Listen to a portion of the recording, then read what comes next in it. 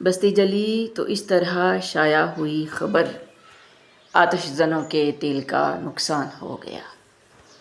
وما کان ربک نسیا، اور تمہارا رب کبھی بھولنے والا نہیں۔ حسبی اللہ، مجھے میرا اللہ کافی ہے۔ جس کے لیے توڑ رہی ہو تمام حدیں، وہی اگر تانا بے حیائی کا دے گیا تو کیا کرے؟ جاننے کی بہترین جگہ اپنا گریبان اور رہنے کی صحیح جگہ اپنی اوقات ہے۔ انا کہتی ہے چھوڑ دے اسے، عشق کہتا ہے سب قربان اس پر۔ قرآن پاک بار بار کہتا ہے نا امید نہ ہو، کمزور نہ پڑو، غمگین نہ ہو، ان اللہ علی کل شیء قدیر، بے شک اللہ ہر چیز پر قادر ہے۔ جسے تم نے کھو دیا ہے اس کے نہ ہونے کی عادت بھی پڑ جائے گی، جیسے تمہیں اس کے ہونے کی عادت تھی۔ احساس و مروت کے روندے ہوئے ہم لوگ کچھ کہہ بھی پائے تو فقط اتنا کہ چلو خیر۔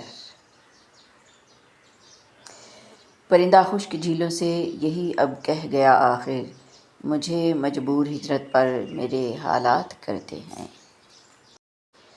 لوگوں کو جانچنے کا کام تم نے سنبھال لیا، حالانکہ اعمال تولنے والا ترازو تو کہیں اور ہے۔ شجر جب بھی لگانا تم پرکھ لینا زمینوں کو کہ ہر مٹی کی فطرت میں زرخیزی نہیں ہوتی۔ کرم والوں کی بستی میں صدائیں بہت دی ہم نے، سبھی نے کھڑکیاں کھولیں کسی نے در نہیں کھولا۔ فاصبر علی ما یقولون، یہ جو لوگ باتیں کرتے ہیں تم ان پر صبر کرو۔ القرآن۔ وہ محبت بہت گہری ہوتی ہے جس کی شروعات دوستی سے ہو۔ مطلب پورا ہوتے ہی لہجے کڑوے ہونے لگتے ہیں۔ دنیاوی سیکورٹی اور پرائیویسی سیٹنگ سے ڈرنے والے قرآن کی اس آیت پر بھی کبھی غور کر لیا کر۔ ان ربک لبالمرصاد، یقین رکھو تمہارا رب ہر چیز پر نظر رکھے ہوئے ہے۔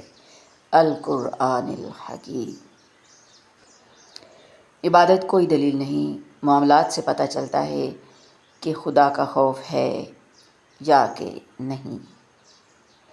وقت کسی کا ادھار نہیں رکھتا، جو دو گے وہ سود سمیت واپس مل جائے گا۔ انسان کی تباہی تین چیزوں میں ہے: تکبر، ہرس اور حسد۔ فلا يحزنک قولهم، لوگوں کی باتوں سے غم زدہ مت ہو۔ سب کو سب کا پتہ ہے مگر اپنا کسی کو نہیں پتہ۔